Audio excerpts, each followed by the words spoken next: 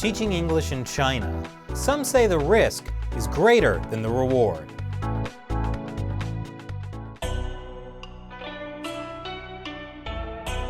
Welcome back to China Uncensored. I'm Chris Chappell. We've all been there. You work hard to get your expensive college degree, only to realize it's left you desperately unprepared for the real world. So, what do?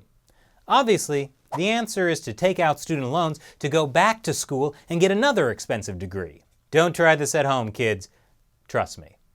But for others who don't go to grad school, the answer could be teaching English overseas. Now, I often get asked, is it a good idea to teach English in China? To which I say, teaching English in an authoritarian surveillance state that arrests people in the middle of the night and sends them to labor camps? What could possibly go wrong? There are about 400,000 foreigners working in the Chinese education system. But oddly enough, things are going wrong.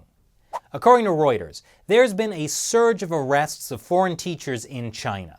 In fact, one American lawyer whose firm has been handling many of the cases said the risks of going to China to teach far outweigh the rewards. They've written extensively about it on their own website. The risks are serious.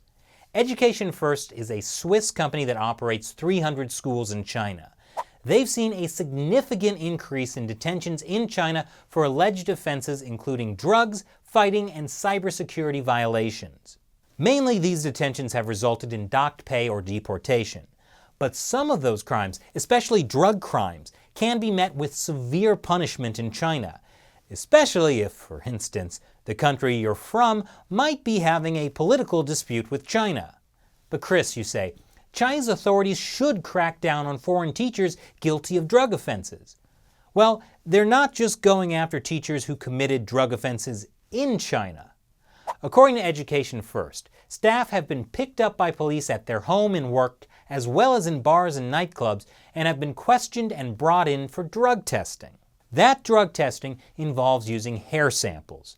Hair samples can contain traces of cannabis for up to 3 months. That can be a problem for teachers who come from countries where cannabis is legal, like parts of the United States or all of Canada. Now is generally not a great time to be Canadian in China. In fact, Canadians in China might just want to pretend to be Americans. It's only fair. Americans abroad have been pretending to be Canadians for years. Anyway, China's Ministry of Education is using these drug scandals to make a push for dealing with foreign teachers in a serious manner with no appeasement. But don't worry, it's not that the Chinese Communist Party simply hates foreign English teachers. They hate foreigners in general. See, this latest crackdown on foreign teachers seems to be part of a broader rise in anti-foreign sentiment. And of course, the Communist Party wants the education system to be ideologically pure. And a lot of those misguided foreigners are not particularly helpful when it comes to pushing core socialist values. The problem when it comes to education is Chinese intellectuals. Intellectuals expect more toward democracy and the rule of law from globalization. Some of them express unrealistic dissatisfaction toward the country. Lousy intellectuals, complaining about the country just because it doesn't have democracy or the rule of law, or because the government kills its own citizens for meditating. Intellectuals make such unreasonable demands.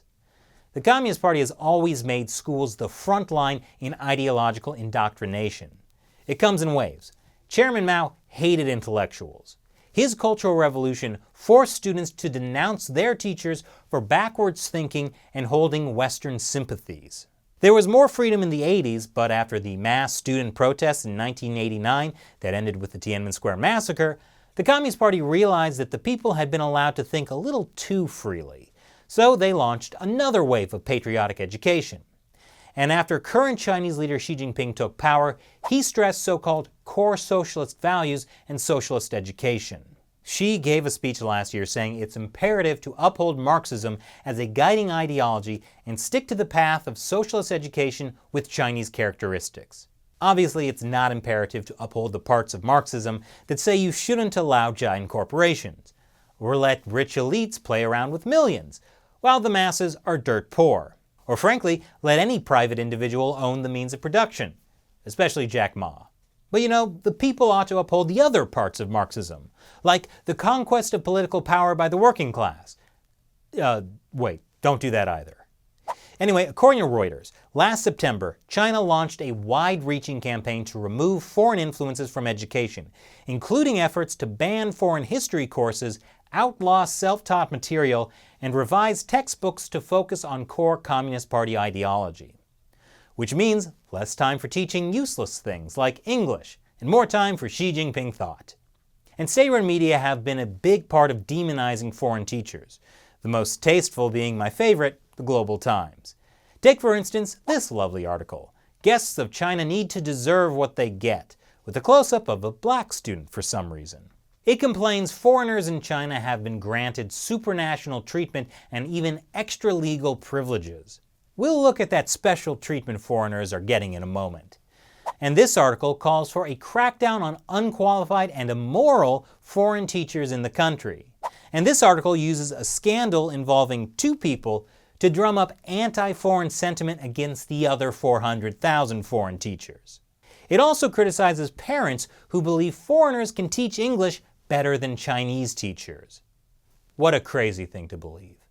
Which is why this article says it's a crime for parents to deprive their children of the right to patriotic education. All this means foreign teachers in China are increasingly vulnerable and easily taken advantage of. So what happens to a bright-eyed foreigner who comes to China to teach English? I asked fans of China Uncensored to send me their stories. I've altered the names to protect their identities. MP wrote to me that while in China, we must notify our bosses with where we were going, who we were going with, for how long, and why. DB said, the bathrooms were basically never cleaned and really disgusting since the school did not have janitors. I had to clean my own room after every class. The students were great. SD said, we were given rules to follow on campus and in the surrounding community. I was also informed that we will be watched closely at all times. That person also said they were punched by a student who got off because the parents were wealthy. Foreign textbooks with content counter to the official party line were also seized and burned. Yeah, book burning is always a good sign of progress. TB told me the us versus them mentality was prevalent everywhere I went, even in Shanghai. The extra paperwork we have to do every year for the visa, the stares, the looks. What's the point of learning the culture and language if that is how we get treated? LDH said, I had local police come monthly to check to see if I still live at the same apartment. He also mentioned not getting paid at all or them finding every single excuse in the book to deduct your salary that would make your jaw drop. ISB said, apart from teaching English, we were told to teach PE, clean the school, serve food, and wipe up butts. BQ said, workers here have no rights whatsoever. Unpaid overtime is expected of everyone, including me. I'm paid for 20 hours of work per week, but the school has tried to get me to work 40. KN said, I was followed by two plainclothes police and basically assaulted at my front door. They claimed we were harboring a fugitive. And here's my personal favorite. MW said, another thing was being corrected by Chinese coworkers on English grammar. Being told the origin of Christmas was an orphan boy wandering the woods in December who then found shelter under a pine tree. That the plural of peanut is pronounced penis, which means those students are going to have a really interesting time if they ever order snacks at a baseball game. There were other stories viewers told me too. Things like dealing with propaganda, brainwashing, corruption, and even sexual harassment. Also finding out that they were hired illegally by the school and having the police take their passports away. But not all the stories were negative.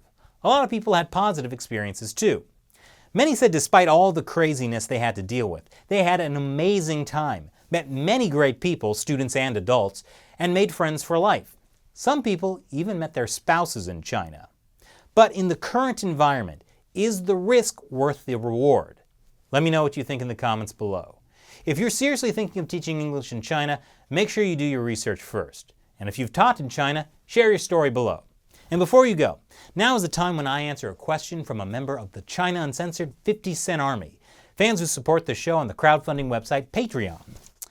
Shelley Flord asks, think there's a considerable threat of the Chinese-American trade war escalating into actual military warfare, like how people feared the Russian-American Cold War would escalate to nuclear war? A great question. There certainly is cause for concern. As I mentioned in a recent episode, the gap in ability between the US and the Chinese Communist Party's military is shrinking.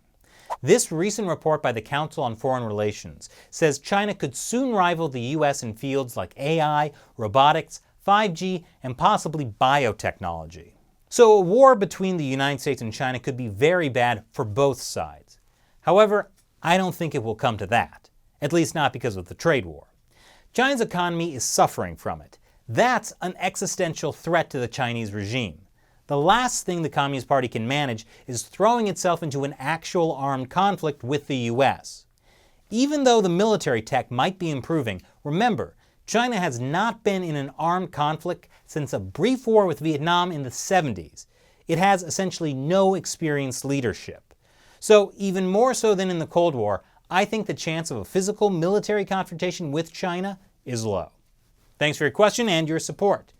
And if you have a question for me you want to hear answered on the show, sign up to join the China Uncensored 50-cent army by supporting the show with $1 or more per episode. Again, YouTube is demonetizing us so much we would have to shut down the show if it weren't for your support. And to everyone, thanks for watching. Once again, I'm your host, Chris Chappell. See you next time.